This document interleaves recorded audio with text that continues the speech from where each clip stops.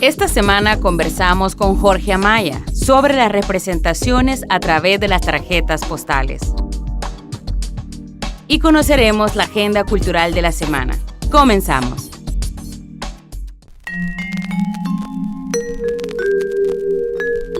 El Centro de Arte y Cultura de la Universidad Nacional Autónoma de Honduras presentó el 6º volumen de la revista Arte y Cultura. Este volumen está dedicado a la memoria colectiva, vista a través del imaginario sociocultural forjado desde el poder, la cultura popular y la memoria comunitaria. El historiador Jorge Amaya trazó su investigación sobre el cuerpo de la nación. Este trabajo expone algunas de las visiones de las representaciones del cuerpo en la historia de Honduras. Con mucha alegría, el Centro de Arte y Cultura presentó la semana recién pasada, el día viernes 27 de octubre, el número 6 de su revista Arte y Cultura del CAC-UNA, que es un número dedicado como a estudios culturales en general. Pensamos un número que viene a recoger diferentes miradas de lo que se está escribiendo en estudios culturales, no solo en Centroamérica, sino en todo Centroamérica. Creo que la importancia, la relevancia de esta revista del CAC debemos reivindicarla por varias razones. Una es porque la universidad durante varios tiempos careció de medios de divulgación de este nivel, ¿no? Del nivel tipográfico y del nivel de las investigaciones científicas que se están publicando en cada uno de los dossiers de la revista. Una calidad tipográfica de primer mundo, ¿verdad?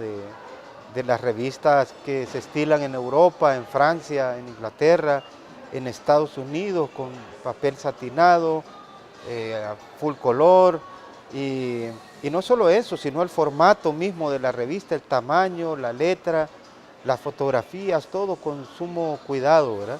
La selección de los estudios, lo mismo.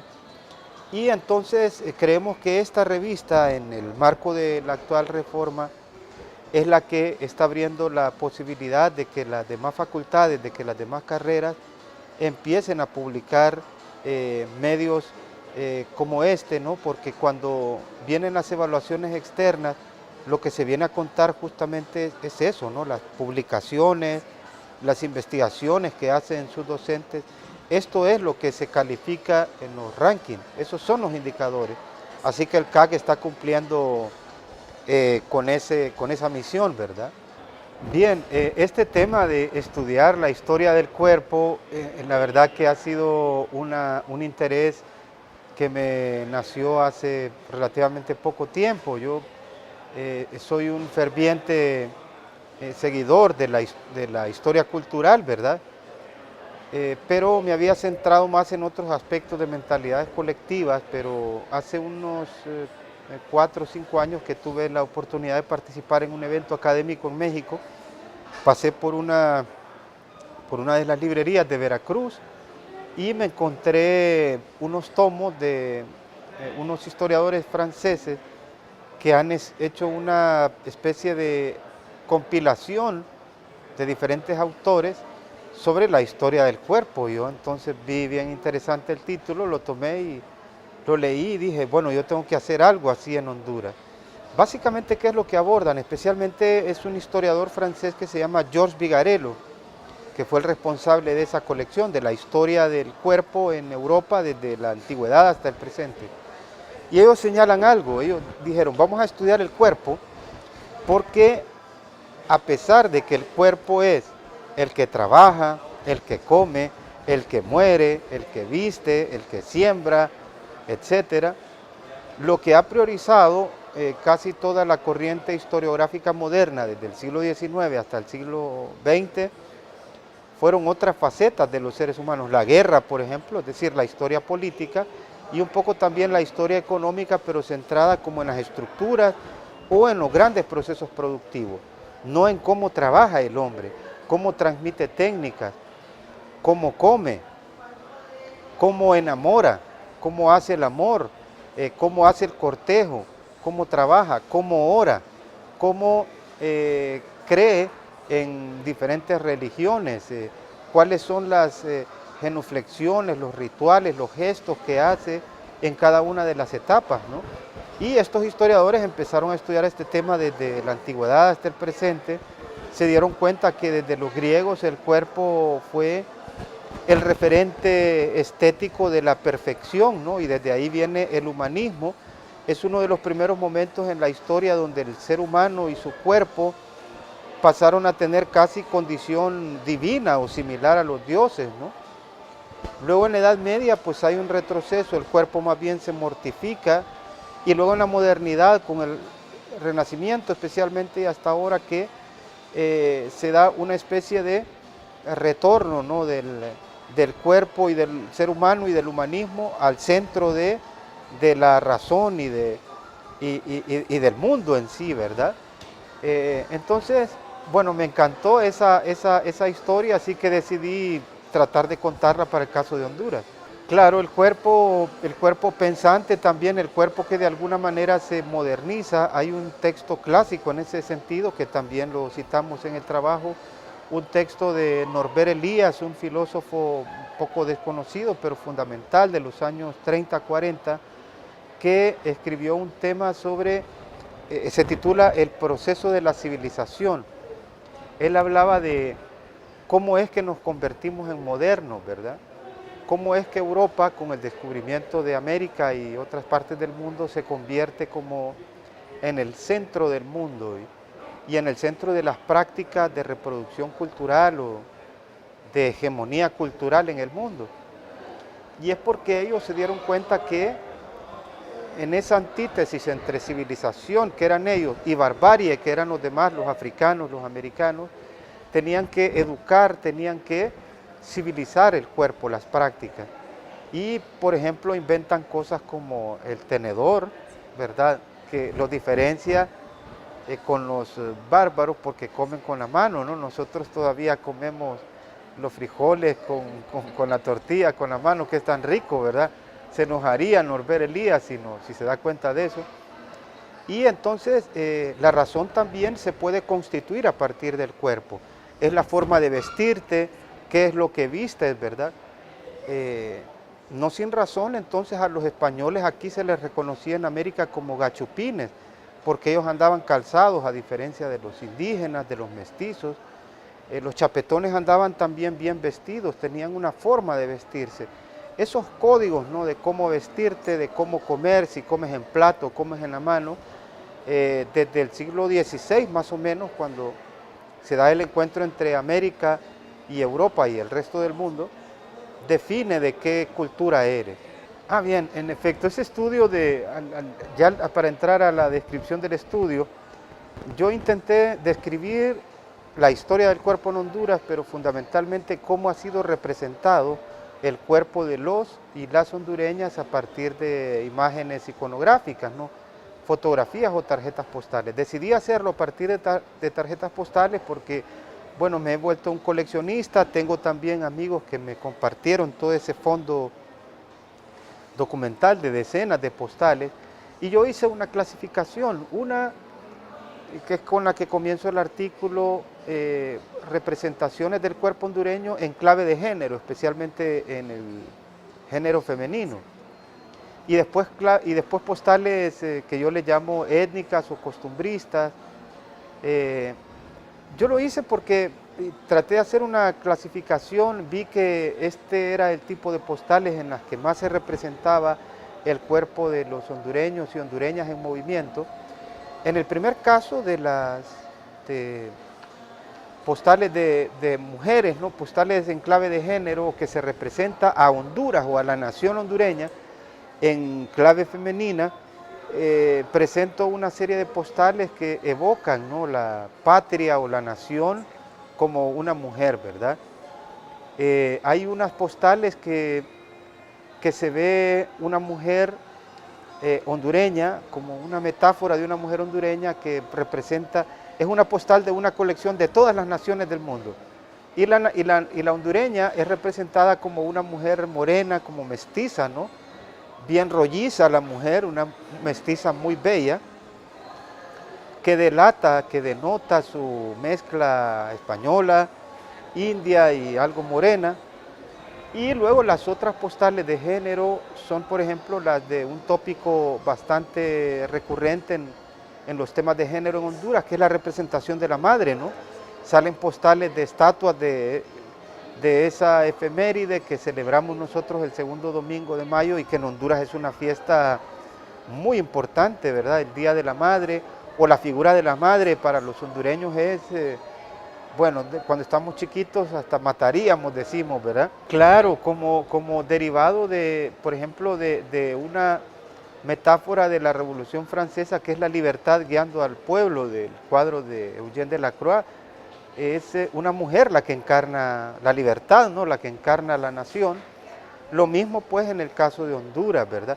Y luego postales que representan a la Virgen de Suyapa, que es como la madre de todos los hondureños. Ese primer apartado, pues, podemos decir que se centra en representaciones de Honduras o de la nación hondureña en clave de mujer, en clave femenina, ¿verdad? Y que fue muy exitoso. Por supuesto, hablamos de la madre patria, ¿verdad? Honduras, en un poema de Juana Pavón, dice, tiene nombre de mujer. Y en efecto, Honduras es de género femenino. Y la evocamos más como una figura femenina, la patria, ¿verdad? Entonces, es interesante, trato de hacer diálogo con la historia y el género, o estudios de género, que es un ámbito muy poco estudiado en Honduras, ¿verdad?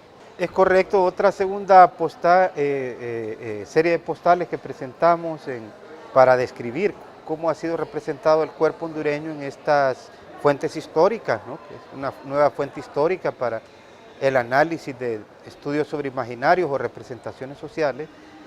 Descubrimos que aparece una serie de postales que representan no solamente a indígenas hondureños, sino también a pueblos afrodescendientes, y un poco la idea de los fotógrafos que eran en su mayoría extranjeros, ¿no? Europeos y norteamericanos.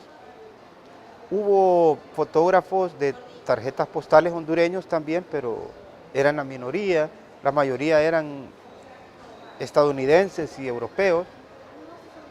Representan el cuerpo de indios de manera pasiva, como parte de un paisaje selvático, indios que andan con sus atuendos tradicionales, descalzos, en condiciones bastante paupérrimas, como para reflejar eso, ¿no? Esta parte de Honduras tiene pueblos diversos, es multicultural, pero atrasada, civilizada, exótica, lista para la mirada colonizadora de los europeos que pueden venir aquí a civilizar a estos pueblos, a conducirlos al progreso, al orden, al desarrollo, en fin, a la modernidad, ¿verdad? Cuando se representa cuerpos de hombres indígenas, se les representa pasivamente. En varias postales se representan mujeres indígenas, por ejemplo, también en desnudez, por ejemplo, lavando ropa en los ríos, y eso era una idea premeditada de los fotógrafos. Se pretendía mostrar cierto erotismo que no lo podían hacer con las mujeres europeas. Había postales en Europa eróticas de mujeres desnudas, pero circulaban clandestinamente. En este caso, estas mujeres indígenas sí podían aparecer con sus pechos descubiertos en Europa, o exóticas, porque se les consideraba salvajes. Ellas sí pueden andar así. Entonces circularon este tipo de postales en las que se pretendía mostrar exotismo, erotismo de mujeres hondureñas, de mujeres indígenas o negras hondureñas en Europa, pero para presentarnos como eso, como un pueblo dispuesto a ser colonizado. Ese otro conjunto de tarjetas que yo le llamo como de la vida cotidiana son bien interesantes porque es más o menos como la tendencia que tenemos en el Facebook y en esta era de la posmodernidad como líquida de la que nos habla Bauman, de que todo lo queremos representar también en el Facebook, le tomamos una foto al plato de comida que tenemos, o si estamos en el estadio, o si estamos viendo el partido de la selección en nuestra casa. Esas postales de la vida cotidiana intentaban reflejar de alguna manera eh, la cotidianidad y las prácticas de divertimento que tenían nuestros abuelos, en todo sentido, tanto rituales o religiosas como laicas. Son postales que evocan, por ejemplo, los juegos que hacían ellos, que eran juegos más kinestésicos, más activos, ¿no? En el que utilizabas el cuerpo, a diferencia de esta era digital, que lo que hacemos más es hacer videojuegos y no con nuestro cuerpo, ¿no? Entonces son postales de adultos y de niños y niñas jugando. Hay postales en las que salen niños jugando maules, por ejemplo. Hay postales en las que salen niños jugando, pescando en el mar o en un río. Hay postales de adultos jugando, por ejemplo, peleas de gallos o en corridas de toros, o también en el ámbito de la religiosidad popular salen muchas postales o aparecieron muchas postales de hondureños que están en esas fiestas patronales en las que había una serie de actividades culturales, desde las procesiones como tal, hasta las devociones, hasta los juegos, hasta las comidas, hasta la quema de pólvora y del toro fuego. Es decir, era cómo se divertía el pueblo hace 100 años, y eso nos dice mucho, ¿no? De que también trabajaban mucho, pero yo creo que se divertían un poco más que nosotros. Bien, es un contexto yo creo que bien fascinante, es uno de los momentos de la historia, no solo de la historia hondureña, sino de la historia mundial, que más me hubiera gustado presenciar, porque es el contexto de la segunda revolución industrial, donde se intenta imponer la modernidad en América Latina a partir de los procesos conocidos como las reformas liberales, pero que enfrentan, ¿no?, la imposición de esos ideales de progreso, de orden que emanaban del mundo desarrollado de Europa, especialmente de París y de Londres, en contra de la tradición, la costumbre, la historia, ¿no?, el pasado colonial.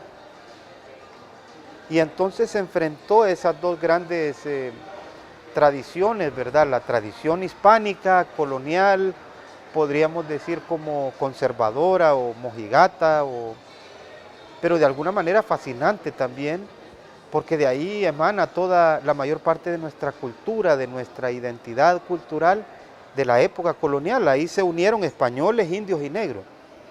Y en su lugar, a finales del siglo XIX y principios del XX, llega el capitalismo y la modernidad. Y todos los artefactos de la modernidad, la fotografía, el cine, la televisión, el teléfono, el telégrafo, la radio, las vías de comunicación, ¿no?, el automóvil. Y entonces enfrenta, ¿no?, a la mula con el automóvil. Enfrenta al chismorreo del barrio con el correo o con el telégrafo o el teléfono. Y costó mucho en Honduras. Es un periodo también de guerras, de constantes guerras civiles entre los bandos que querían tomar el poder y el control del país. Hubo cruentas guerras civiles, una inestabilidad política que se nota en algunas tarjetas postales que yo le llamo las tarjetas postales de la virilidad, o donde estudio la virilidad en la historia del cuerpo y el tema de esas nuevas masculinidades. Es decir, se representan postales, por ejemplo, de oficiales, de militares, ¿no? De militares en poses viriles, y también con escuadrones o pelotones armados, ¿no?, mostrando sus armas, su equipamiento militar de la modernidad, ametralladoras, cañones que se habían producido en Inglaterra o en Alemania especialmente, los uniformes, ¿no?, de corte prusiano, ¿verdad? Por supuesto, es la famosa postal de la coronela Susana, una oficial que perteneció al bando rebelde, ¿no?, de la Guerra Civil de 1924, es decir, al grupo que encabezaban, entre otros, el general Carías y el general Tosta y Ferrera, en contra, ¿no?, del gobierno de López Gutiérrez.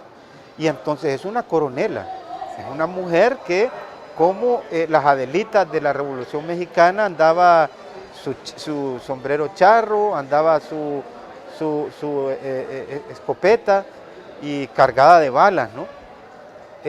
Varias mujeres incluso rompieron esos límites de la virilidad masculina o masculinizante de principios del siglo XX y participaron en esa guerra. Yo creo que hay algunas analogías en ese tiempo, que es una época de expansión de la fotografía en Honduras. De hecho, en este momento aparece el que yo considero como el primer fotógrafo hondureño artista como tal, es decir, que hace postales, pero postales, utilizamos el término arregladas o compuestas, es decir, que crea o recrea toda una escena o representación y son fotografías muy artísticas. Hubo es una hipótesis, pero hubo una explosión de gente que quería representarse en fotografía. Es decir, todo el mundo quería tener su foto y mucha gente lo logró hacer, ricos y pobres. Pero creo que había una diferencia notable en el sentido que habían postales espontáneas, podríamos decir, pero también postales o fotografías muy artísticas, casi que querían emular las vanguardias artísticas, el realismo especialmente, y también la época, recuerdan, del Art Nouveau y el Art Deco, postales muy decoradas, elaboradas, en estudio, o también en exteriores. Hoy en día lo que ha explosionado es la foto, no sé si llamarle ramplona yo, pero que a través de la selfie quiere representarlo o denotarlo todo, pero que descuida muchas cosas. Yo creo que es un poco más, como dice Bauman, más como un egoísmo, una vanidad llevada al extremo, ¿verdad?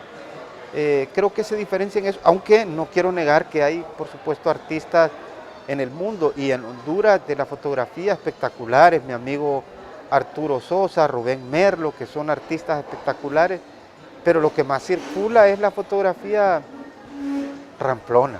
No, yo creo que cambian códigos, por ejemplo, ahora con una mayor cantidad de mujeres empoderadas, ¿no?, de sus derechos, de la igualdad.